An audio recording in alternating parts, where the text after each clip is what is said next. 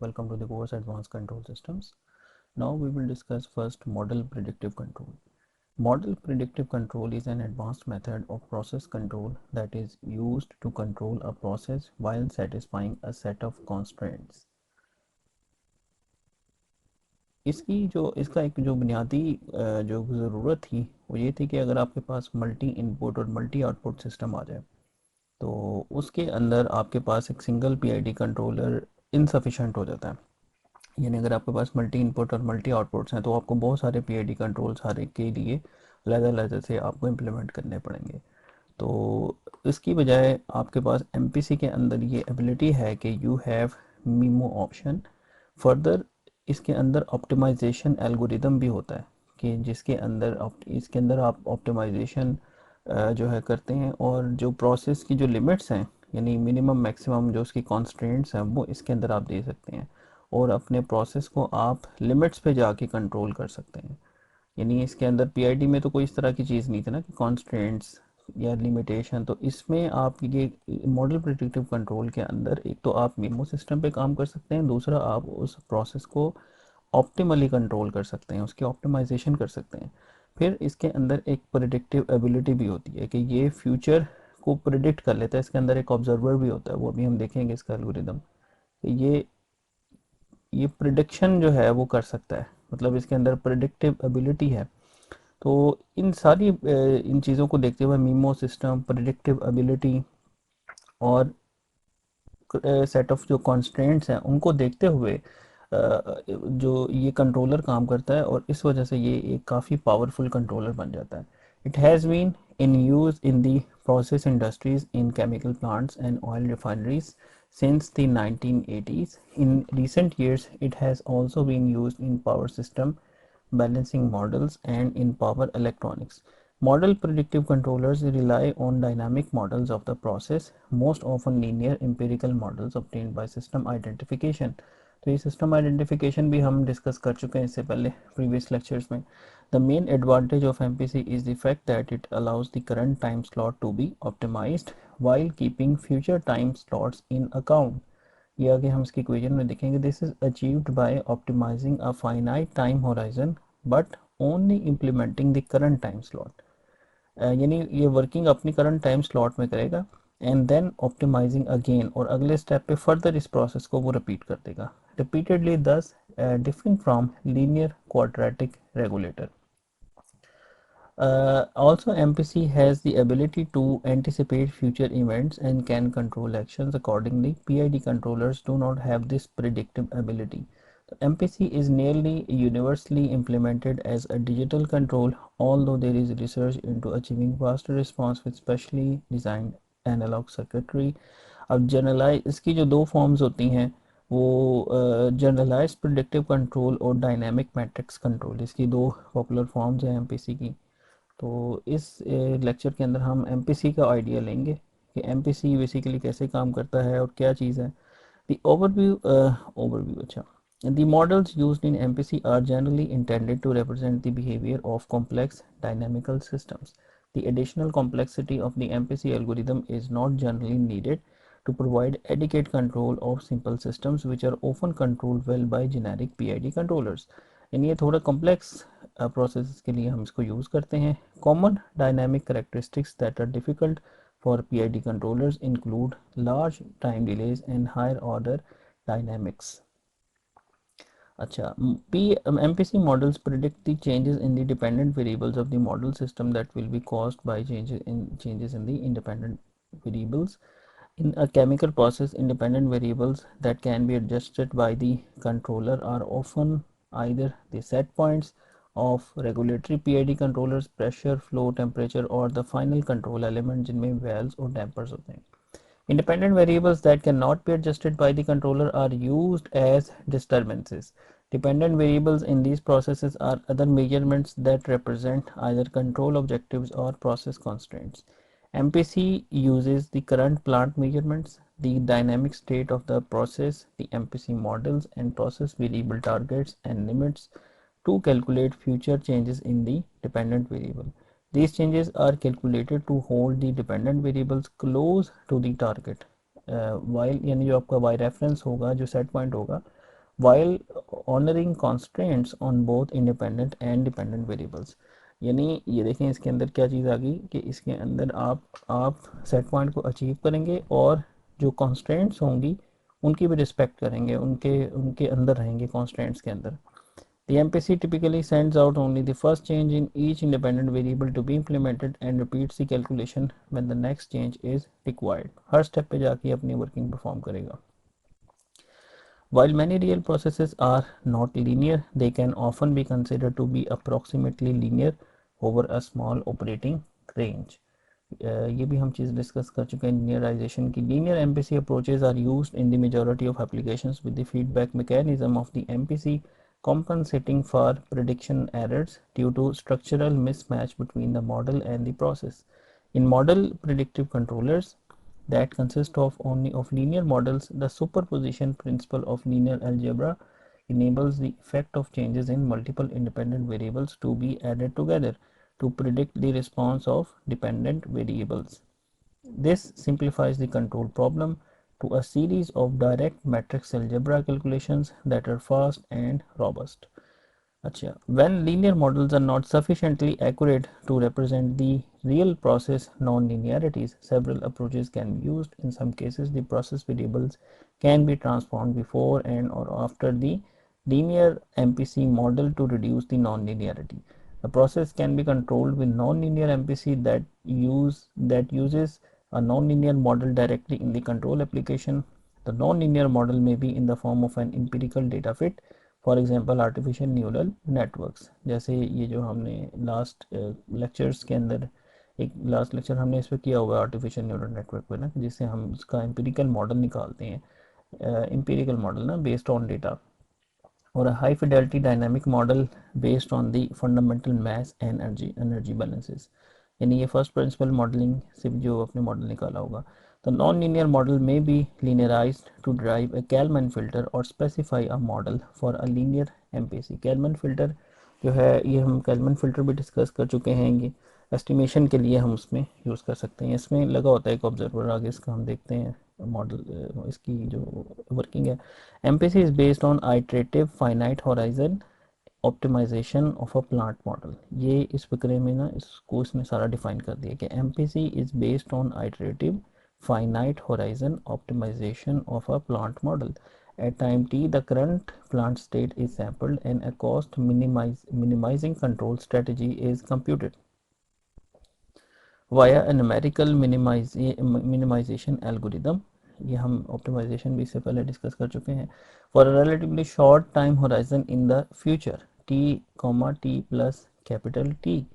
ठीक है, ये फिर मैं इसको पढ़ दूंगा। A cost minimizing control strategy is computed for relatively short time horizon in the future। यानी जो फ्यूचर का एक टाइम लेगा वो उसको कंसिडर करते हुए उसका अपना ऑप्टिमाइजेशन फंक्शन लगा के उसको मिनिमाइज करेगा। ये आगे एग्जांपल में फर्दर क्लियर होगा।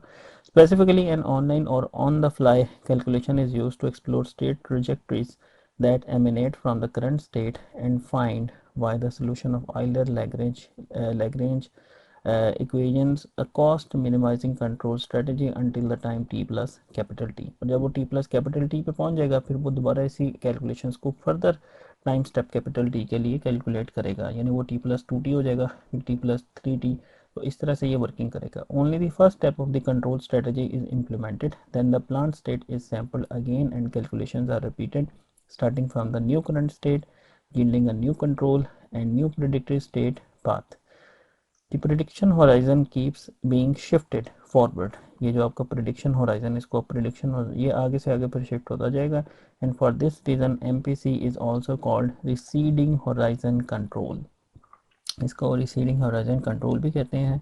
Although this approach is not optimal in practice, it has given very good results। Much academia research has been done to find fast methods of solution of Euler-Lagrange type equations to understand the global stability properties।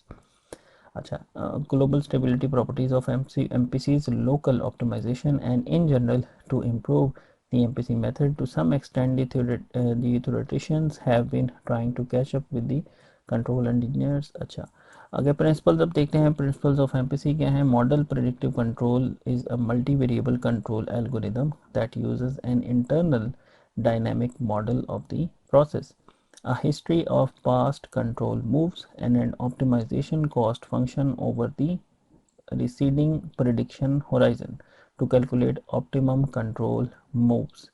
तो मतलब PID से अगली चीज़ है ये, PID controller से अगर आगे next controller अगर आपने कोई यूज़ करना है कॉम्प्लेक्स सिस्टम्स के लिए, हायर ऑर्डर सिस्टम्स के लिए, हायर ऑर्डर सिस्टम है जिनमें टाइम डिलेज भी इन्वॉल्व है और मीमो सिस्टम है, तो आप एमपीसी यूज़ करेंगे। अच्छा, इसकी एग्जांपल के ऑप्टिमाइजेशन एक फंक्शन है, an example of non linear cost function for the optimisation is given by J. J function हमने पढ़े हुए, इससे पहले हमने रिकार्टी इक्वेशंस और इसके जो है ऑप्टिमाइजेशन प्रॉब्लम्स को डिस्कस किया था। तो J is equal to summation I to W I to capital N W X of I R I minus X I whole square plus summation I to equal to one up to capital N W two delta U I square. अच्छा जी, अब इसमें देखिए ना, आपके पास limits आपने define कर दी हैं कि ऑप्टिमाइज़ कर रहे हैं आप और लिमिट्स में रह रहे हैं। आपकी जो इनपुट्स और आउटपुट्स की जो लिमिट है वो इसके अंदर आप उसको लिमिट्स में जो है आपने उसको डिफाइन किया। अच्छा, अब इसके बाद control method for handling input and state constants with in an optimal control setting. अब देखें, ये इससे ज़रा ज़्यादा क्लियर हो जाएगा। मिनिमाइज, ये आपका एक कॉस्ट फंक्शन है, minimise I equal to one up to N Y reference minus Y of K plus one K plus I overall whole square, ठीक है, subject to the model of the process, input constants and output state constants, ठीक है। ये constants भी आपने इसमें involve कर लिए हैं और ये आपका जो है पास्ट है, this is your present and this is your future, या रिसीडिंग होराइजन कंट्रोल इसको बोलेंगे। जैसे यहाँ पे ये वर्किंग करेगा, ये चीज़ कैलकुलेट करेगा, फिर यहाँ पे पहुँचेगा तो ये चीज़ कैलकुलेट करेगा, यहाँ पे पहुँचेगा फिर फर्दर आगे कैलकुलेशन करेगा। अच्छा, it handles multivariable interactions. It handles input and state constraints. It can push the plants to their limits to the performance. ये बड़ा important point है, it can push the plants to their limits of performance, यानी जो limit maximum हो सकती है ना, जो निचोड़ सकता है प्रोसेस से, जो मैक्सिमम निचोड़ सकता है ये निचोड़ लेता है। तो it is easy to explain to operators and engineers. अच्छा जी, अब इसकी एप्लीकेशंस कहाँ कहाँ हैं? In addition MPC has been used in all sort of petrochemical and chemical plants, in food industry, automotive industry, control of tubular chemical reactors, in the normalization of the blood glucose level of critical ill patients, in power converters for the control of power generating kits under changing wind conditions, in mechatronic systems, mobile robots in power generation, aerospace and HVAC applications, इन सब में इसका इस्तेमाल है। अच्छा, ये देखें, ये एक कंट्रोल लूप है टिपिकल एमपीसी का, कि जिसमें आप देख रहे हैं कि एमपीसी कंट्रोलर लगा हुआ है, इसमें जो है ऑप्टिमाइजेशन एल्गोरिदम लगा हुआ है, ठीक है। उसके बाद इसकी ये आउटपुट निकली कंट्रोलर की, जो कि यूके कहलाती है, input to the plant, input to the plant. उसके बाद अब चूंकि ये एक डिजिटल सिस्टम है, तो डिजिटल की डायग्राम इसने बनाई हुई है जिसमें ज़ीरो ऑर्डर होल्ड लगा हुआ है, जिसमें ये डिजिटल टू एनालॉग कन्वर्जन होगी है ज़ीरो ऑर्डर होल्ड से, सैम्पल एंड होल्ड, यानी ज़ीरो ऑर्डर होल्ड इसको हम कहेंगे। यहाँ पे ज़ीरो ऑर्डर होल्ड हो रहा है, एनालॉग बन गई और एनालॉग आउटपुट फिर डिजिटाइज होगी, सैम्पलर लग गया। उसके बाद एक जो अब देखेंगे ऑब्जर्वर का फंक्शन आ गया, कि ऑब्जर्वर क्या होता है कि प्लांट का पैरेलल मॉडल होता है। तो इसमें आप देखेंगे कि प्लांट को जो इनपुट आप दे रहे हैं वही इनपुट आप ऑब्जर्वर को देंगे, और जो ऑब्जर्वर की आउटपुट आ रही है, सॉरी प्लांट की आउटपुट आ रही है, वो भी ऑब्जर्वर को देंगे। और फिर इन दोनों से जो है इसकी एस्टिमेटेड स्टेट आप एक एक्स ऑफ की एस्टिमेशन, एक एस्टिमेशन डेवलप करके इसको इनपुट कर रहे हैं, यानी यही प्रिडिक्शन आप यहीं से कर रहे हैं, इस ऑब्जर्वर से आप प्रिडिक्शन जो है ना, प्रिडिक्शन वाला Y of K plus one, वो यहीं से जनरेट करेंगे आप। तो वो आप अपने एमपीसी को दे रहे हैं। और ऑब्जर्वर भी हम इससे पहले डिस्कस कर चुके हैं कि ऑब्जर्वर क्या होते हैं। लियोन बर्जर ऑब्जर्वर को हमने डिस्कस किया था कि वो कैसे काम कर रहा होता है। अच्छा, MPC algorithm at every sampling state read the current state of the process x of के, compute an optimal control sequence by solving the MPC optimization problem, and apply to the plant only the first element of a sequence, that is u of k। उसके बाद ये iteration करते हुए अपनी further values को खुद ब खुद कंप्यूट कर लेगा। अच्छा, एमपीसी इसमें आप एक और कॉन्सेप्ट है कि प्रेडिक्शन होराइजन जो है, इसमें आप देखें कि इसको मैं थोड़ा सा जूम आउट कर लूँ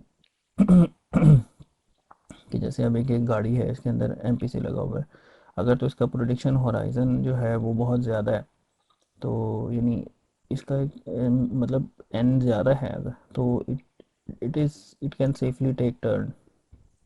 अदरवाइज अगर आपका प्रोडिक्शन होराइजन कम है और आगे एक टर्न आ रहा है, यानी देखें ना, टर्न आ रहा है ट्रेजेक्टरी में, तो इट कैन बूम, यानी इट कैन हिट, तो एक्सीडेंट हो जाएगा। तो आपको ये प्रिडिक्शन होराइजन की जो लेंथ है ना, इस पे दैट इज़ ऑल्सो इम्पॉर्टेंट कि आपने एन कितना रखना है। तो N should be large enough to in order to keep the process under control. तो ये कॉन्सेप्ट है यहाँ पे बेसिकली। अच्छा, modern predictive control regulatory controls that use an explicit dynamic model of the response of the process variables to changes in the manipulated variables to calculate control moves. Control moves are intended to force the process variable to follow a pre-specified trajectory from the current operating point to the target, based on control action on the current measurements and future predictions। ठीक है, future prediction जो y of k plus 1 है। तो why should predictive control be used? अच्छा, processes are difficult to control with a standard PID control algorithm। Long time constants यानी delays हैं, substantial time delays हैं, inverse response है, higher order dynamics हैं, higher order system है, तो वहाँ PID जो है इतना अच्छा नहीं रहेगा आपके लिए। There is substantial dynamic interaction among controls, that is more than one manipulated variable has a significant effect on the important process variable। Constraints and limits on the process variables and manipulated variables are important for normal control। Overall objective क्या होते हैं जी model predictive control के? Prevent the violations of input and output constraints, यानी constraints के अंदर रहेगा ये। Drive some output variables to their normal optimal set points while maintaining their outputs within specified ranges। Prevent excessive movement of the input variables if a sensor or actuator is not available। Control as much of the process as possible। अच्छा, future values क्या हैं? Future values of output variables, future values of the output variables are predicted using a dynamic model of the process and current measurements। Unlike time delay compensation methods, the predictions are made for more than one time delay ahead। The control calculations are based on both future predictions and current measurements। The manipulated variables u of k at the kth sampling instant are calculated so that they minimize an objective function j, minimize the sum of squares of the deviations between predicted future outputs and specified reference trajectory। The reference trajectory is based on the set points calculating using RTO। अच्छा, inequality or inequality constraints and major disturbances are included in the control calculations। The control manipulated variables are implemented as set points for the lower level control loops। General characteristics इसके क्या हैं? Targets और set points selected by real time optimisation software based on the current operating and economic conditions. Minimise the square of deviations, जो हमने से पहले जे function मैंने आपको शो किया था, between the predicted future outputs and specified reference trajectory of to the new targets. Discrete step response model framework handles multi-input and multi-output control problems। Can include equality and inequality constraints on controlled and manipulated variables। Solves a quadratic programming problem at each sampling instant। Disturbance is estimated by comparing the actual model variable with the model prediction। Usually implements the first move out of capital M calculated moves। अच्छा, वही बातें repeat हो रही हैं बार बार थोड़ी सी। तो अच्छा, M P C can handle multi input multi output systems. ठीक है, ये अच्छा, M P C can handle multi input multi output system. जैसे ये देखें, आपके पास अगर multi input multi output systems हैं, ठीक है, तो मीमो सिस्टम ना, जिसमें Y one depends on Y one U one and U two, और Y two depends on U one and U two. तो आप क्या करते हैं कि अब ये इस पी आई डी कंट्रोलर जो है आपने इस लूप के लिए लगाया हुआ है, इस लूप के लिए लगाया हुआ है, लेकिन इनमें इंटरेक्शन है। तो फिर आप क्या करोगे, यहाँ पे मीमो सिस्टम के लिए आप यहाँ पे एम पी सी यूज़ कर लोगे कि M P C can handle multi inputs and multi output systems. अच्छा, अब इसके अंदर देखें कि इन सबको कंबाइन करके आप क्या करोगे, आप इनको कंबाइन करके आप एक एम पी सी कंट्रोलर लगा दोगे। ठीक है, तो M P C can handle the constants, यानी आप अपने प्रोसेस को लिमिट्स पे लेके जाके आप उससे काम कर सकते हो, उसको लिमिट्स पे लेके जाके उस पर काम कर सकते हो। और it can handle the constraints, जैसे अब आपके पास एक गाड़ी है, इसने इतना डिस्टेंस मेंटेन रखना है, ठीक है, बाकी अपना काम भी करना है और इस डिस्टेंस को मेंटेन रखना है, ये कॉन्स्ट्रेंट आ जाएगी। तो इस कॉन्स्ट्रेंट की वजह से भी आप कह सकते हैं कि एमपीसी यहाँ पे आपके लिए बेनिफिशियल होगा। There is no such thing in a PID controller. और अच्छा, और इसके अलावा फिर एमपीसी हैज़ प्रीव्यू कैपेबिलिटी, यानी ये एंटिसिपेट कर सकता है फ्यूचर को। ये देखें इसके अंदर जैसे वो उसमें ऑब्जर्वर लगा हुआ था ना, तो it can preview, it has a preview capability, ठीक है।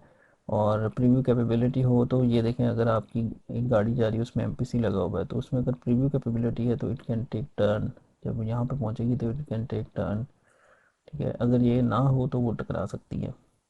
अच्छा, model predictive control uses a model to predict future plant। Model predictive control, इसके नाम पे भी आ रहा है ना predictive control, uses a model to predict the future plant output and solves an optimisation problem to select the optimal control. जैसे ये देखें स्टेट एस्टिमेटर लगा हुआ है, जो इसके अंदर एल्गोरिदम एमपीसी का रन हो रहा होगा, जिसके अंदर यहाँ से की वैल्यू जाएगी और जे फंक्शन आपका जो है वो कैलकुलेट होगा, वो मिनिमाइज होगा कॉस्ट फंक्शन। ये हम इसको पहले डिस्कस कर चुके हैं इस तरह की डायग्राम को। अच्छा, तो एम पी सी कंट्रोलर में क्या है, मीमो सिस्टम्स के लिए है, it can handle the interactions between inputs and outputs, ठीक है। इसमें प्रीव्यू की एबिलिटी है, इट हैज़ बीन, इसमें कॉन्स्टेंट्स की रिस्पेक्ट भी हो सकती है, ठीक है। प्रीव्यू की एबिलिटी है, कॉन्स्टेंट्स की रिस्पेक्ट है, it has been used in many industries such as process, automotive and aerospace. और अच्छा, अब जैसे ये एक एग्जांपल है कि जिसमें आपके पास जो है वो एक गाड़ी के पास ये टाइम टी पे है और ये time T plus capital T है। अब उसके पास आप देखें ये प्रिडिक्शन होराइजन में उसके पास वेरियस जो है वो पाथ हैं उसके पास जो वो फॉलो कर सकती है, जो उसको जो है वो मिल रहे हैं उसके एस्टिमेटर से। अब उसने इनमें तीनों में से जो ऑप्टिमाइज होगा उसको सिलेक्ट करना है, जिस पे इसका कॉस्ट फंक्शन मिनिमम होगा। जैसे अब उसके बाद ये पाथ आ रहा है कि ये पाथ आ रहा है कि ये पाथ आ रहा है। अच्छा, अब क्या करेगी गाड़ी, जिस पे कॉस्ट फंक्शन निकालेगी 50 45 20, देखें ये 20 पे सबसे कम आ रही है आपकी कॉस्ट, तो गाड़ी इस पाथ को फॉलो करेगी। तो that is the beauty of the model predictive control. देखें ना इसमें कितनी सारी चीज़ें आ गई, इसमें प्रिडिक्शन मीमो सिस्टम आ गया, इसमें प्रिडिक्शन आ गई, इसमें कॉन्स्टेंट्स के रिस्पेक्ट आ गई, इसके अंदर ऑप्टिमाइजेशन हो रही है। तो ये काफ़ी पावरफुल कंट्रोलर है, यानी जहाँ पे आपके सिस्टम अगर हायर ऑर्डर सिस्टम्स आ जाएँ और मीमो सिस्टम्स आ जाएँ तो, और जिनमें टाइम डिलेज वगैरह हों, तो वहाँ पे आप एमपीसी को कंसिडर करें। अच्छा, नेक्स्ट हमारा टॉपिक है एमपीसी के बाद स्टोकेस्टिक कंट्रोल। कि स्टोकेस्टिक कंट्रोल क्या होता है? स्टोकेस्टिक कंट्रोल और stochastic optimal control is a sub field of control theory that deals with the existence of uncertainty either in observations or in the noise that drives the evolution of the system. The system designer assumes that random noise with known probability distribution affects the evolution and observation of the state variables. Stochastic control to design aims to design the time path aims to design the time path of the controlled variables that performs the desired control task with minimum cost, somehow defined despite the presence of the noise. अच्छा, अभी stochastic control जो है ना, ये it's the opposite of deterministic control. Deterministic control में तो ये होता है ना कि आपके पास इक्वेशंस होती हैं, आपको पता होता है ये इनपुट दो और ये आउटपुट आनी है। स्टोकेस्टिक कंट्रोल में क्या होते हैं जी, स्टोकेस्टिक प्रोसेसेस आते हैं कि जिनकी आप मतलब आप कह लें स्टोकेस्टिक होते हैं, वो रैंडम होते हैं, यानी स्टोकेस्टिक हैं वो रैंडम है, आपके पास उनका कोई डेफिनेट रिलेशन नहीं है। You have the stochastic functions कि आप उसको जस्ट उसमें एस्टिमेशन उसकी कर सकते हैं। अच्छा, अब इसमें मैथमेटिकल मॉडलिंग, मार्कअप चेन्स क्या होती हैं कि future is dependent on the present and not past, यानी फ्यूचर जो है वो आपका प्रेजेंट पे डिपेंडेंट है, पास्ट पे डिपेंड नहीं कर रहा। Model is a tool explaining physical reality of a process. Model is taken on the basis of observations on a small section. Stages क्या होते हैं मैथमेटिकल मॉडलिंग में? Select a model, match the model with the data, remodel the model, उसकी error को देखते हुए and additional experiments करें ताकि उनका एरर ख़त्म हो जाए, तो इस तरह से आप मॉडलिंग कर लेते हैं। तो डिटर्मिनिस्टिक वर्सेस स्टोकेस्टिक मॉडलिंग में क्या होगा कि जैसे एक आपके पास डाइस प्रॉब्लम होती है, ठीक है, डाइस होती है, जैसे आपके पास 6 उसमें पॉसिबिलिटी है, probability of the outcome from 1 to 6 is similar. If we can determine the forces acting on a dice when throwing outcome can be predicted, however it is impossible to determine forces with complete precision। Forces can be, अब जैसे आप dice को गिराते हैं आपको पास sure नहीं होता कि क्या आएगा, आप उसको प्रिडिक्ट कर सकते हैं कि 1 की क्या प्रोबेबिलिटी है, 2 की क्या प्रोबेबिलिटी है, 3 की क्या प्रोबेबिलिटी है। तो प्रोबेबिलिस्टिक जो है वो आपका प्रोसेस होता है, और स्टोकेस्टिक कंट्रोल भी आपका फिर प्रोबेबिलिस्टिक कंट्रोल सिस्टम कहलाएगा।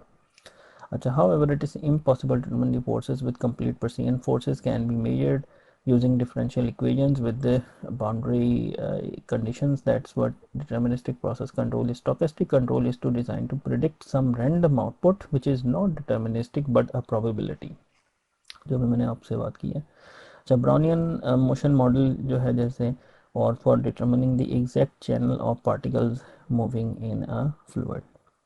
अच्छा, अब इसमें स्टोकेस्टिक कंट्रोल के अंदर जो जो स्टोकेस्टिक से रिलेटेड जो डिस्ट्रीब्यूशंस होती हैं ये बहुत इंपॉर्टेंट है, इसके नॉलेज हमें होना चाहिए। डिस्क्रीट एंड जो प्रोबेबिलिटी डिस्ट्रीब्यूशंस होती हैं वो दो तरह की होती हैं, डिस्क्रीट एंड कंटिन्यूस। तो डिस्क्रीट प्रोबेबिलिटी डिस्ट्रीब्यूशंस में बाइनोमियल आती है, पॉइसन आती है, हाइपरज्योमेट्रिक होती है, और कॉन्टिन्यूस के अंदर नॉर्मल होती है, यूनिफॉर्म एंड एक्सपोनेंशियल। अच्छा, डिस्क्रीट प्रोबेबिलिटी डिस्ट्रीब्यूशन क्या होगी कि discrete probability, discrete random variable is a variable that can assume only a countable number of values. Discrete means जिसकी कोई एक वैल्यू हो, ठीक है, जिसकी कोई एक आप कह लें कि कोई फाइनाइट वैल्यू आ रही हो आपके पास, जैसे मिसाल के तौर पर मैनी पॉसिबल आउटकम्स, इसमें number of complaints per day है, number of TVs in a household, number of rings before the phone is answered.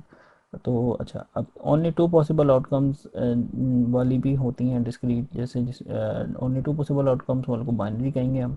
Gender है जिसमें मेल फीमेल है, डिफेक्टिव यस नो, आगे spreads, minute buffer, first versus spreads, जली first. अच्छा, a continuous random variable क्या होता है? It is a variable that can assume any value on a continuum, यानी जैसे एक कंटिन्यूस नंबर है आपके पास, जैसे एक रियल नंबर होता है 0 से 1 के दरमियान, it can have any value, ये कोई भी इसकी वैल्यू हो सकती है, 0 से 1 के दरमियान 0.99999, it can assume any value on a continuum, यानी एक स्पेसिफिक सेट में can assume any uncountable number of values, इसको आप काउंट नहीं कर सकते। जैसे थिकनेस ऑफ एन आइटम है, time required to complete a task है, टेम्परेचर ऑफ अ सोल्यूशन है, हाइट इन इंचेस है। तो ये आप डेसिमल प्लेसेस में जा सकते हैं फर्दर आगे, देयर इज़ नो लिमिट। अच्छा, these can potentially take on any value depending on the ability to measure, कि आप इसको कितना का मेजर कर सकते हैं, इनकी कोई भी वैल्यू निकल सकती है। अच्छा, बाइनोमियल डिस्ट्रीब्यूशंस क्या होंगी? इसमें डिस्क्रीट प्रोबेबिलिटी डिस्ट्रीब्यूशंस में आती हैं, प्रोबेबिलिटी डिस्ट्रीब्यूशंस में डिस्क्रीट वाली हम बाइनोमियल, पॉइसन और हाइपरज्योमेट्रिक। बाइनोमियल क्या होती है कि करेक्टरिस्टिक्स ऑफ दी बाइनोमियल में क्या है कि a trial has only two possible outcomes, जिसमें सक्सेस है और या फेलियर है, यानी सक्सेस है या फेलियर, एक ट्रायल है उसमें दो पॉसिबल आउटकम है। तो there is a fixed number n of the identical trials, the trials of the experiment are independent of each other, the probability of success p remains constant from trial to trial। if p represents the probability of success, then 1 minus p is the probability of failure। जाहिर है p अगर success है तो 1 minus P क्या होगा? probability of failure। अच्छा, binomial distribution setting किस तरह से हम करेंगे कि manufacturing plant labels items as either defective और एक्सेप्टेबल, ठीक है। अब हम binding for a contract will either get the contract और not. Market research firm receive survey responses of yes I will buy और नो आई विल बाय, यानी दो इसके आउटकम होंगे। New job applicants either accept the offer और rejected. अच्छा, अब combination, अब इसमें जो चीज़ें यूज़ होती हैं, कॉम्बिनेशन यूज़ होते हैं। Combination is an outcome of an experiment where the X objects are selected from a group of N objects, यानी कॉम्बिनेशन में क्या होगा कि तरतीब मैटर नहीं करेगी। तो C N X is equal to N factorial over X factorial into N minus X factorial. तो where N factorial is N into N minus one, N minus two, so on up to 2 into 1, ये product हो रहे हैं। तो ये basic आपकी BS में probability की कोर्स में चीज़ें पढ़ी हुई हैं कि कॉम्बिनेशन क्या होता है, आपकी जो है परमिटेशन क्या होती है, परमिटेशन कॉम्बिनेशन। अच्छा, एक्स फैक्टोरियल क्या है? X into x minus one, x minus two into so one. इसमें जीरो फैक्टोरियल क्या होगा कि इट इज़ वन, बेसिकली ये जीरो फैक्टोरियल है, दैट इज़ वन। अच्छा, और ये देखें परम्यूटेशन आ गई, that is N factorial over X factorial.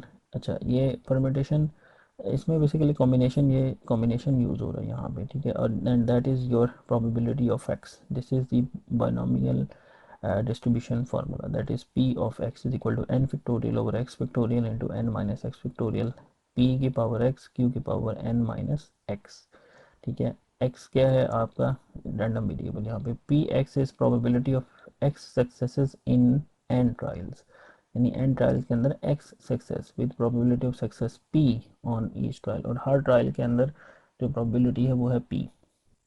x क्या है number of successes in sample 0 1 2 up to n, p is the probability of success per trial, q is the probability of failure, n is the number of trials।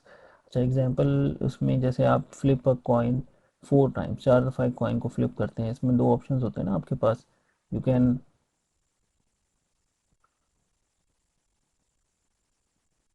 अच्छा तो इसमें अब जैसे coin को आप flip करेंगे, आपके पास दो ऑप्शंस हैं, हेड या आपके पास हेड आएगा या टेल आएगा, तो एन इज इक्वल टू 4, और हर एक की प्रोबेबिलिटी 50% है। If it is a fair coin तो 50% होगी, तो P is equal to 0.5, Q आपका क्या होगा 1 माइनस 0.5 दैट इज़ 0.5, और एक्स आपका क्या होगा 0 1 2 3 4, ठीक है। अच्छा, अब इसमें बाइनोमियल डिस्ट्रीब्यूशन इसकी देखना, the shape of binomial distribution depends on the values of P and N.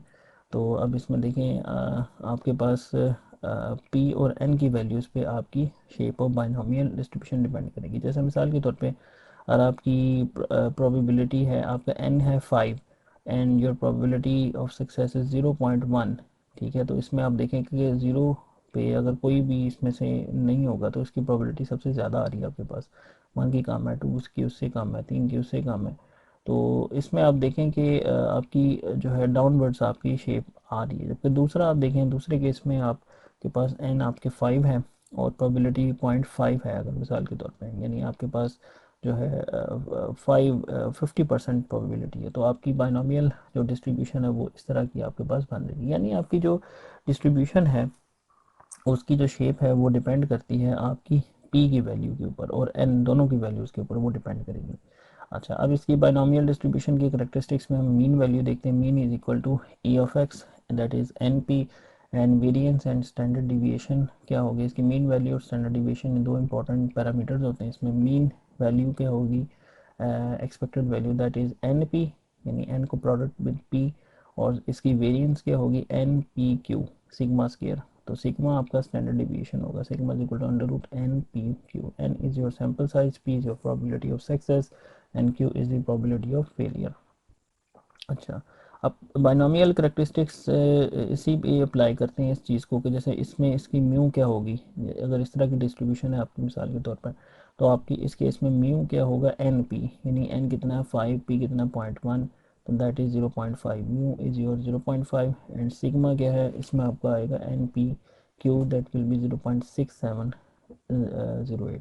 अच्छा, और नीचे वाली डिस्ट्रीब्यूशन अगर हो तो इसमें हम देखते हैं म्यू आपका कितना आता है 2.5, और एन पी करके ना 0.5 इंटू 0.5, और सिग्मा कितना आ जाएगा N P Q, that is 1.118, ठीक है। तो ये एक सिंपल एग्जांपल थे इसकी कैलकुलेशंस को डिमॉन्स्ट्रेट करने के लिए। अच्छा, नेक्स्ट हम डिस्कस करते हैं पॉइसन की characteristics of the Poisson distribution, the outcomes of interest are rare relative to the possible outcomes, the average number of outcomes of interest per time or space interval is lambda, ठीक है। ये average number of outcomes होंगे। The number of outcomes of interest are random and the occurrence of one outcome does not influence the chances of another outcome of interest, independent है। The probability of that an outcome of interest occurs in a given segment is the same for all the segments। तो ये Poisson का formula होगा P of X जो है it is equal to lambda T की power X E raise to the power minus lambda T over X factorial. अब इसमें T is the size of segment of interest है, X is the probability of success in segment of interest है, lambda is the expected number of successes in a segment of unit size, E क्या चीज़ है इसके अंदर base of the natural logarithm 2.71828। अच्छा, अब इसकी मीन क्या होगी, mu is equal to lambda T, और इसकी स्टैंडर्ड डिविएशन और वेरिएंस, वेरिएंस क्या होगी sigma square is equal to lambda T, sigma is equal to under root lambda T. lambda is again number of successes in a segment of unit size and t is the number of segment of interest. अच्छा, अब आगे हम चलते हैं normal distribution की तरफ move करते हैं क्विकली। तो नॉर्मल डिस्ट्रीब्यूशन क्या होती है कि ये बेल बेल कर्व भी इसको बोलते हैं कि ये बेल शेप्ड होती है, सिमेट्रिकल होती है, और मीन मीडियन मॉड इसमें इक्वल होते हैं। मीन क्या होती है आपको पता है, मीन वैल्यू आप कैलकुलेट करते हैं एवरेज वैल्यू। मीडियन क्या होता है कि अगर आप उसको तरतीब से लगा रहे हैं डेटा सेट को तो सेंटर वाली वैल्यू को मीडियन बोलते हैं। मॉड जो सबसे ज़्यादा एक डेटा सेट में वैल्यू आती है उसको मॉड बोलते हैं। स्टैटिस्टिक्स का थोड़ा सा इसमें ये नॉलेज है।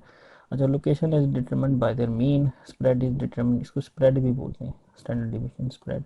Spread is determined by the standard deviation sigma. The random variables has an infinite theoretical horizon from minus infinity to plus infinity to minus infinity.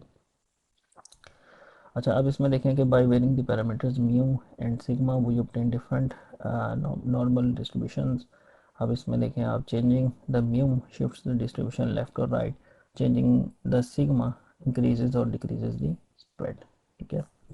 अच्छा, अब इसमें देखें probability is the measure by the area under the curve. अब आप इस यानी आपने को प्रोबेबिलिटी निकालनी है कि एक्स की प्रोबेबिलिटी ए से बी तक की, तो आप इसका ये बेसिकली एरिया निकाल रहे होंगे। ठीक है। और अगर आपकी जो है वो म्यू तक है तो minus infinity to mu is 0.5 और म्यू से लेके प्लस इन्फिनिटी तक 0.5। तो ओवरऑल इसकी जो प्रोबेबिलिटी बन जाएगी इस कर्व के अंदर टोटल, दैट विल बी 1। ठीक है। The total area under the curve is 1 and the curve is symmetric so that half is above the mean and half is below. अच्छा, इससे नेक्स्ट एक और बड़ी popular distribution that is the uniform distribution. तो uniform distribution क्या होती है कि uniform distribution is a probability distribution that has equal probabilities for all possible outcomes of random variables. अच्छा, इसका फॉर्मूला क्या होगा, the continuous uniform distribution is 1 over B minus A if X is A to B, यानी greater than A greater than equal to A and less than equal to B, और F of X that is the value of density function at any value of x, a is the lower limit and b is the upper limit। जैसे ये देखें आपके पास ये आपका एक function है, एक उसका इसमें a क्या है 2 और b क्या है 6, तो इसमें एफ ऑफ एक्स क्या होगा 1/6 माइनस 2 0.25 और x greater than equal to 2 less than equal to 6। तो इनको अगर आप मल्टीप्लाई करें 4 यानी 6 minus 2 is 4 multiplied by 0.25 that will be 1। अच्छा, और finally is your exponential distribution. ठीक है, एक्सपोनेंशियल डिस्ट्रीब्यूशन जो होती है it is use to measure the time that elapses between two outcomes of an event. जैसे अगर वो पॉइसन डिस्ट्रीब्यूशन थी, उसके जो दो इवेंट्स के दरमियान का जो टाइम होगा वो एक्सपोनेंशियल डिस्ट्रीब्यूशन को फॉलो करेगा। The time between the trucks arriving at an unloading dock, time between transaction in an ATM machine, time between phone calls to maintain the operator. अब इसको कैसे लिखेंगे, the probability that an interval time is equal to और less than some specified time a is P is X less than equal to 0 से लेके ए तक। तो ये इसका फार्मूला है कि 1 माइनस ई रेस्ट टू पर माइनस लेमडा ए। अब इसमें 1 over lambda is the mean time between the events, यानी mean time between the events क्या होगा 1 over lambda. Note that if the number of occurrence per time period is Poisson with the mean lambda, then the time between the occurrence is exponential with the mean time 1 over lambda। ये बड़ा important point है। अतः shape of the exponential distribution में हम देख रहे हैं shape किस तरह की हो सकती हैं इसकी। अगर लेमडा 3 है तो इसकी मीन है 0.33, तो इस तरह की शेप होगी 1 के लिए, और 0.5 के लिए आपके सामने इसकी शेप्स आपको नज़र आ रही हैं। और इसकी एग्जांपल देख लेते हैं कि customers arrive at the claims counter at the rate of 15 per hour Poisson distributed, यानी पॉइसन डिस्ट्रीब्यूशन लगी हुई है और कस्टमर जो है वो 15 कस्टमर्स एक घंटे में आ रहे हैं। तो what is the probability that the arrival time between the consecutive customers is less than 5 minutes, यानी अब हमने x लेस देन 5 के लिए कैलकुलेशन करनी है इसमें। अच्छा, the time between the arrivals is exponentially distributed with the mean value between the arrivals of 4 minutes। तो 4 मिनट्स आपकी जो है वो मीन टाइम बन जाएगा अराइवल के अंदर। ठीक है, 15 पर 60 मिनट्स हैं तो ऑन एवरेज आपके यहाँ पे आप देख लें 4 बन जाएंगे आपके 4 मिनट्स आपके एवरेज इसमें आ जाएगी। तो आपको 1 ओवर लेमडा जो मीन वैल्यू आ जाएगी वो 4 आ जाएगी। ठीक है, क्योंकि आपके कितने आ रहे हैं 15 आ रहे हैं ना 60 मिनट्स में, तो आपकी एवरेज वैल्यू इसमें क्या आ जाएगी 1 over lambda is equal to 4। और सो आपका जो लेमडा आ जाएगा, यानी आपका हर कस्टमर 4 मिनट्स में आ रहा है ना, तो 1/λ is 4 = 4, so lambda is equal to 0.25। तो पी एक्स लेस देन 5 की हम प्रोबेबिलिटी निकालते हैं 1 माइनस ई पर माइनस लेमडा ए। सो इसमें देखें ये आपने लेमडा निकाला वो 0.25 ऊपर से आ गया, और टी कितना 5 पुट करें इधर, तो यहाँ पे आपकी प्रोबेबिलिटी आ रही है 0.7135, यानी 70% प्रोबेबिलिटी है कि जो है वो आपके जो 5 मिनट के अंदर what is the probability the arrival time between the consecutive customers is less than 5 minutes, यानी 5 मिनट से कम है। तो इसमें इसकी प्रोबेबिलिटी 70% आपके पास आ रही है। तो ये था थोड़ा सा स्टोकेस्टिक कंट्रोल के अंदर हम इसी तरह से जो डिस्ट्रीब्यूशंस हैं अपने प्रोसेस को डिस्ट्रीब्यूशन के फॉर्म में डिफ़ाइन करते हैं, और उस पर फर्दर कंट्रोल एल्गोरिदम्स जो है वो अप्लाई करते हैं। फर्दर जो है वो इसके अंदर जो फर्दर डिस्कशन है स्टोकेस्टिक की, वो आउट ऑफ योर स्कोप है इस कोर्स के। तो अब तक के लिए इतना ही। Thank you very much for listening.